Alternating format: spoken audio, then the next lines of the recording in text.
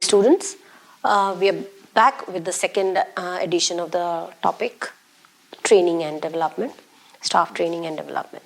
So for the today's topic, we have to understand what is the need, the benefits, objectives of training policy, and how effective a training program can be made. Because in the last section, we have also understood what is training and development. So now you understand why training is so important for us, for an organization, for an HR. So the need, what is the need? So in the HR terminology, it is called as TNA, or the training need analysis. So these are the reasons why there has to be a training. Why? Because we are assessing the current employees. Assessment center results, individual diaries, attitude surveys, the tests, performance appraisals. This is the most important, which makes it understand how the people are able to understand their work or not.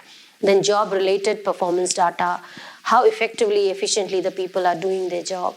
What is the observations and these are interviews, like how you conduct one-to-one, and then you ask the particular person whether you have understood the job, whether you are understanding how to do it, do you require any special training for it. Suppose there is a new software which has come in which you have to use, like suddenly GST was included in the bills and all. So then everybody had to go through a particular training or a refresher course training for understanding GST then. So that kind of a thing happens. That is how you understand or analyze what if training is required. The identification of an organization's objective. Yes, what is the objective of an organization? Why we require people to do a particular task? Second is identification of skills needed to meet the objectives. So whenever you have gone through a job portal, if you have gone through a job portal, you will find that there is a prerequisite attached with every job. So what is the prerequisite? This computer literate? Yes. Excel? Yes. Word? Yes. So what are these? Those are the skills. Those are the basic skills that are required. English communication is basic. So what are these? These are skills, and identification of skills needed to meet the objectives. Then evaluation of those existing skill levels at organization, team and employee level. What kind of a hierarchy the organization is going to have. Then is identify the courses available to meet the gap in the skills. Whatever the student has come from the college or from the universities, he has learned or he has understood, that he has gone through. But is there any gap between what he has learned and what we are making him do here in our organization? So that has to be understood. If there is a gap, then how do we fill up that gap with the skill required? That is also the need for a training. Then develop training programs to meet the skills level. And then accordingly, whatever the four structures have been given, like yes, these are point 1, 2, 3 and 4. Now we have a list of things which a person has to understand while performing a particular job. So then the particular training program is scheduled, and then we understand, yes, training has to be conducted. So it can be done in these using these tools also, like the questionnaire, the observations, the competitive analysis, assessments, examining work, interviews, right? So these we have already understood how these are effective in assessing a training need. And that yes, training need is, there is a requirement for training. That is what we are going to understand, why a person or why an organization is hiring, or why an organization is taking special attention or care in making people understand about a particular job. Why? Because maybe in 5 years that they were organizing, they were working in a different procedure, and then suddenly automation has changed the way the people are working. So most of these people have to now undergo training to understand what is computer, how it has to work, how the Word document, how to do the Gmail mailing. It happens mostly in the people who are like aged, like they have gone old and they are there in the organization for 15 to 20 years. They don't want to switch their jobs, but then they have to learn how to do the new things which are coming in the system, procedures. Suppose you're doing in a purchasing, you have a software now to take care of it. You are sitting in the management team, you have to understand how you have to make a presentation. So these things, these are small tools, which enhances, like when we talked about the first session, it was development. So these are all part of the development. So that is also a part of analysis, whether there is a requirement for training. Sometimes it happens like, yes, there is a determining training needs, the analysis of an activity is there. So first there will be people who are sitting and doing a particular job, and then there will be an analysis that yes, this kind of a work requires this kind of a skill or a training option. Then analysis of a problem. Sometimes same, you have to have a same job profile, people sitting together and to identify, yes, this is a problem. Like the people who have joined in previous years, they are not well versed with the new PowerPoint presentation, how to do it, what is the PPT. Then what happens is, then there is an analysis of a problem. Then analysis of a behavior. Maybe they are very good with their skills, maybe they are very good with their work, but their behavior is not right. As a manager, as a person who is taking care of the juniors under him or her, they do not have the good attitude or the good behavior. So then there is a requirement for that. That is also part of training. So analysis of an organization. The person is working with us, and then suddenly he or she has to be shifted to a different location, maybe an abroad setup. So then he has to understand that particular need of that particular organization in that particular location. Appraisal of the performance. This is the most common thing which the HR is taking care of for improving their salary packages. That what is appraisal of the performance is how you have worked during this 1 year, whether you have been efficient in working, whether you were slack in your work, whether you have a bad reputation about your work, whether you're not working on time, whether you have bad relations, you have a behavioral issue, whether you're fighting out, whether you are shouting out, whatever, it can be anything. So those are all part of your appraisal, being checked by your managers or the immediate seniors. In fact, that is again a separate discussion topic. Then the next thing which can be a determining factor is your brainstorming. Then people of the like-minded people are sitting together, then they are finding out solutions. That is the brainstorming. Yes, this is a major problem. It's not necessary that the person has already gone through a training. He or she has to understand, yes, this is something which has come in new, like I mentioned about GST. So then yes, we have to incorporate a short training or a 2-day training or a 3-day training for GST understanding, right? And then buzzing. Buzzing is something when the managers, are asked, various level managers are asked what is lacking in their juniors, what is lacking, what kind of a performance is they are interested in, and what kind of a performance they are getting. So if there is a gap in understanding both of them, then there is, and this is called as buzzing, and then that is assessed. That is how the training will be decided. Yes, many of the managers are asking for the same thing, like the students are good, yeah, maybe the new entrants or the interns are good, but they do not have a good attitude of working. So then what happens is, then we have to understand that yes, all the managers are complaining about the attitude. That means we have to have a special training for our interns or for our job seekers to go through a particular session, where they will change they will build up their attitude. And then there are card sorting. Card sorts means there will be topics which are written on the card, and how they are checked, like yes, this is the right decision to make, this is the right training to be done, this is the right training.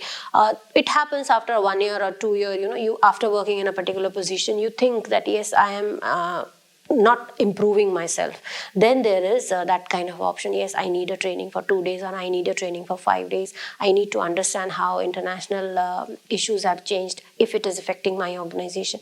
So that is very, very important, Then there are other methods of training needs, like maybe a checklist can be prepared, a committee can sit, that decides. Then there can be a comparison, that organization or that kind of a task can be done in a different manner. If we are doing it in a ABC manner, let us do it in a DEF manner, something like that. Then there are conferences which are organized, yes, let us have a conference and let us discuss whether this kind of a training is required or not. Then they can be consultants, maybe outside the organization or within the organization. We can have some consultants who are like not biased about anybody, not taking care of the hierarchy or not taking notice of the bosses and all. So they are hired separately, to understand the culture or understand the training needs of particular organization. And then the counseling session can take place, like I mentioned about the attitudes or the physical behavior or the attributes or the grooming session. The counseling can take place. Do you require any kind of a training to understand that, or do you require any kind of session to understand how you have to groom yourself? Do you require any special counseling sessions, whether you are going through a mental issues or not?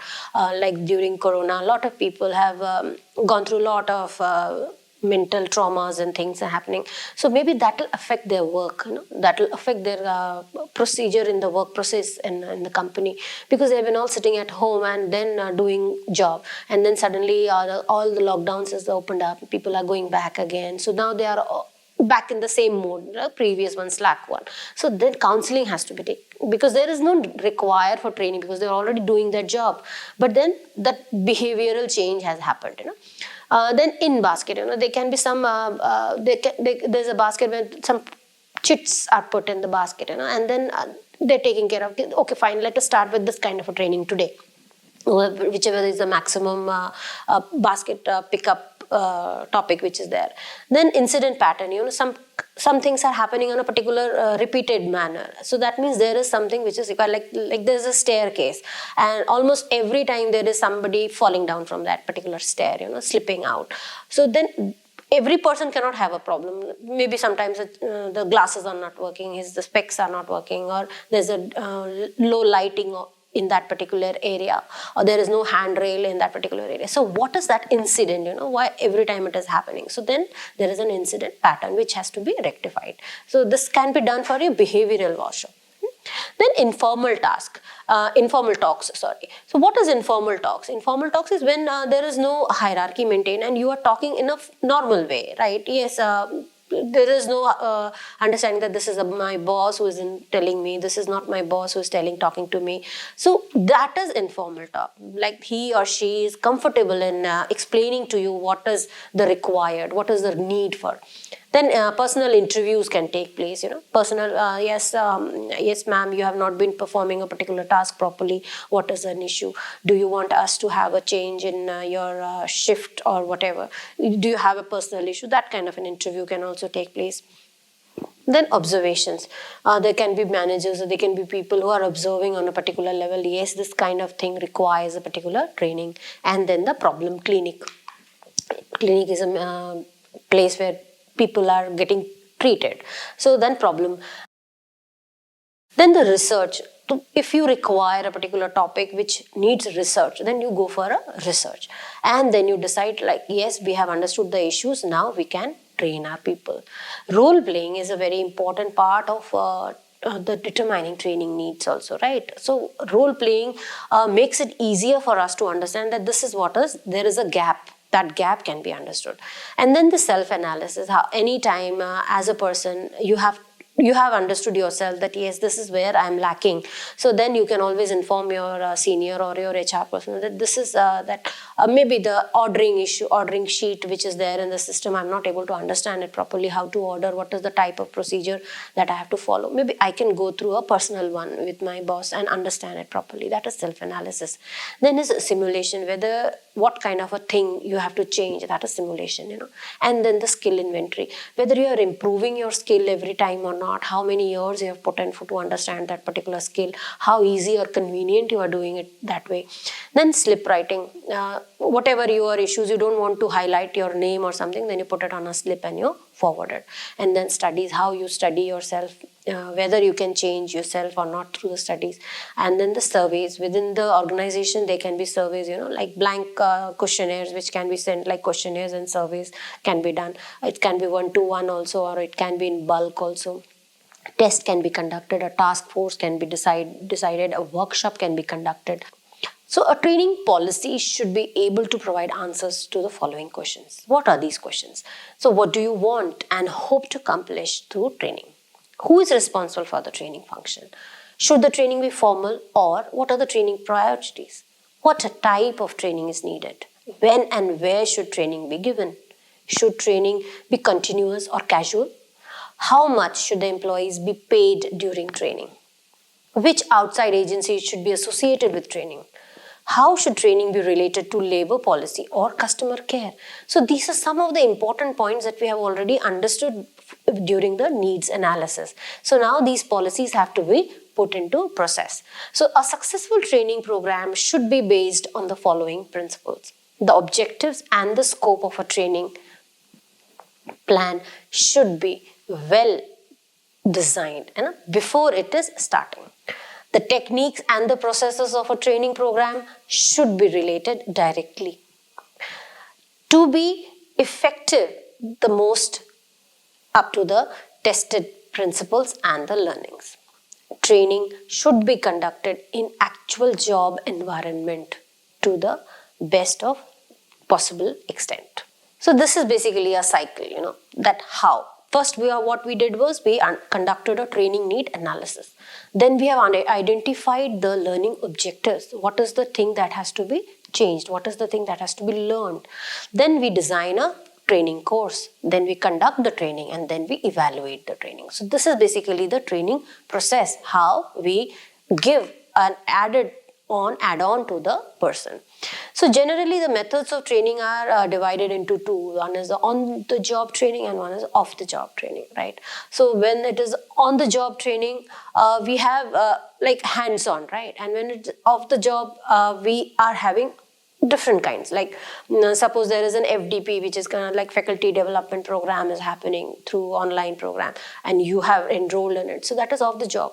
So you are not part of that particular job, but you are learning yourself. So these are training. So the training can be understood in that ways. So on the job, what are the on the jobs? An employee is placed in a new job and is told how it is to be performed.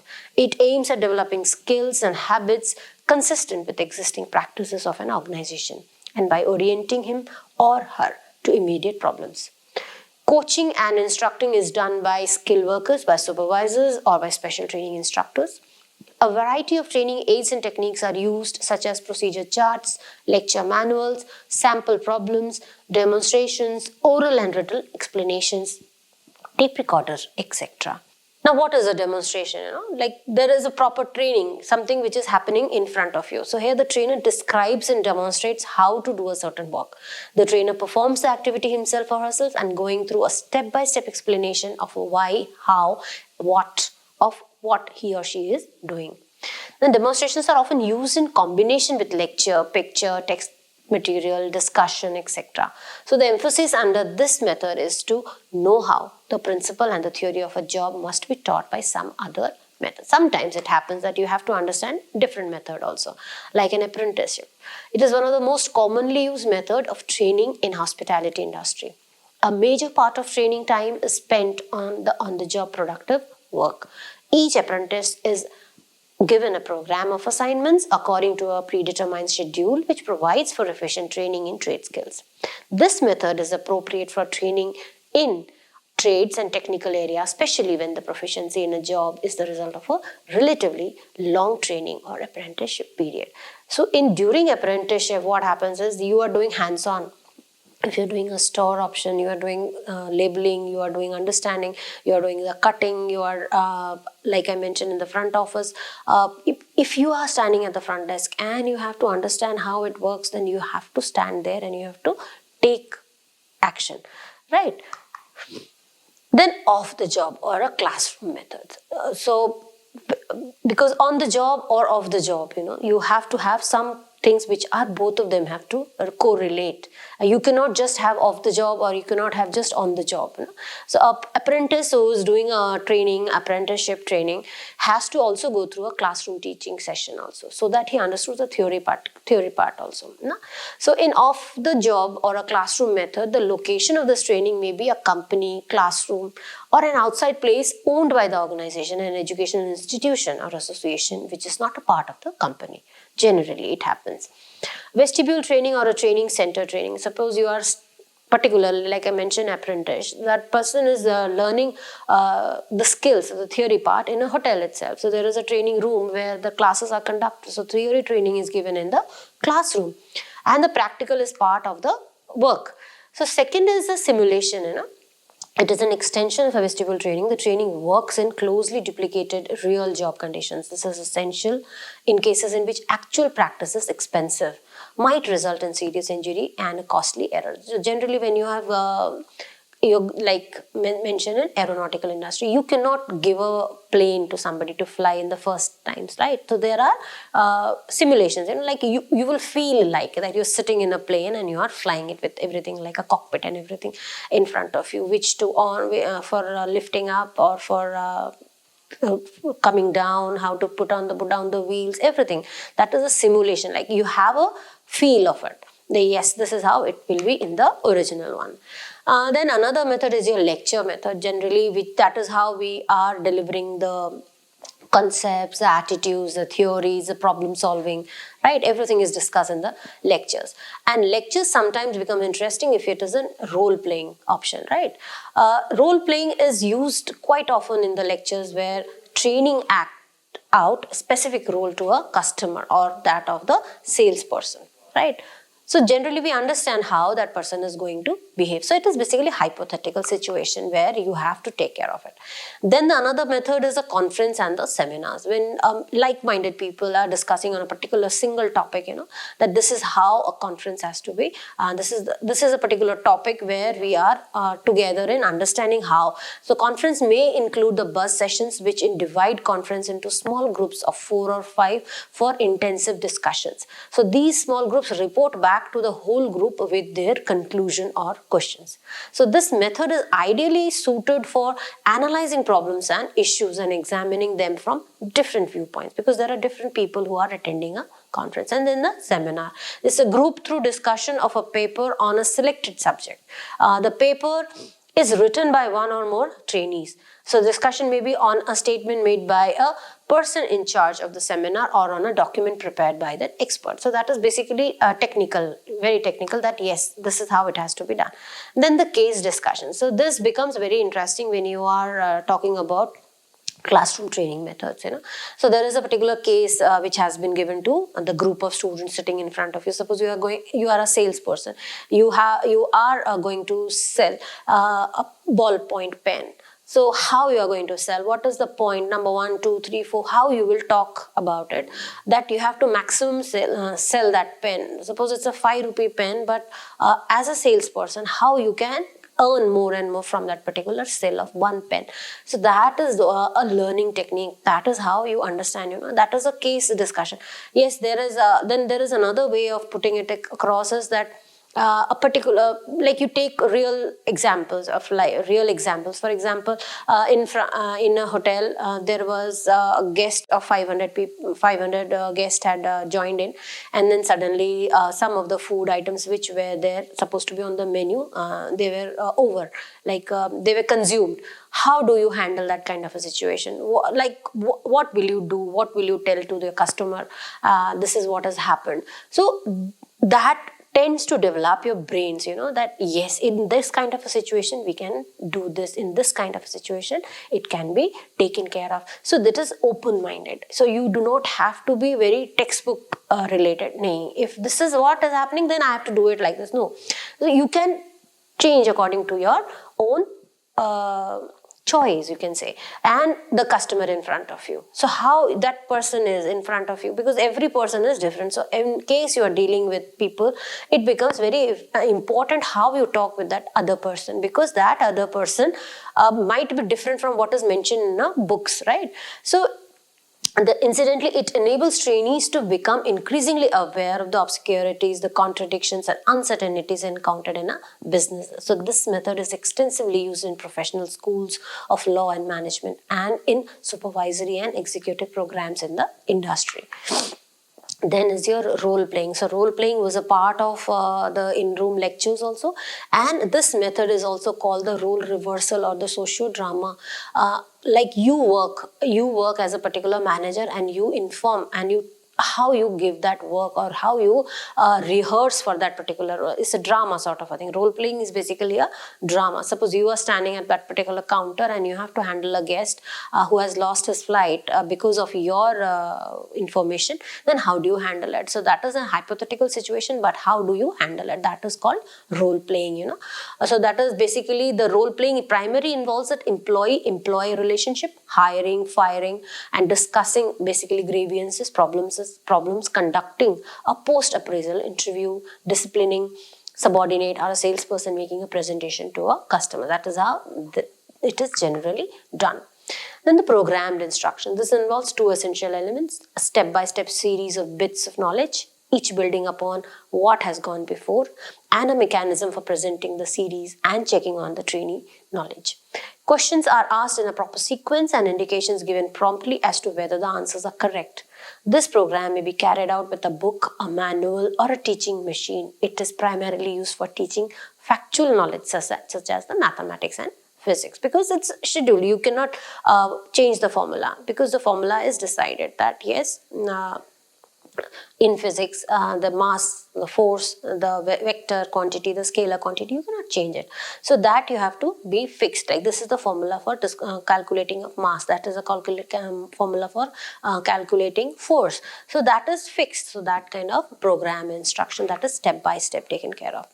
So the total responsibility for training is shared amongst the top management, who should frame and authorize the basic policies, review and approve the broad outlines of the training program. Second is the personnel department or the HR department, which should plan, establish, evaluate and instructional programs. Third is the supervisor, who should implement and supply the various development and the PPT slides for the development or for the training purposes, right? Thank you so much. Hope you have understood the session for today. Thank you.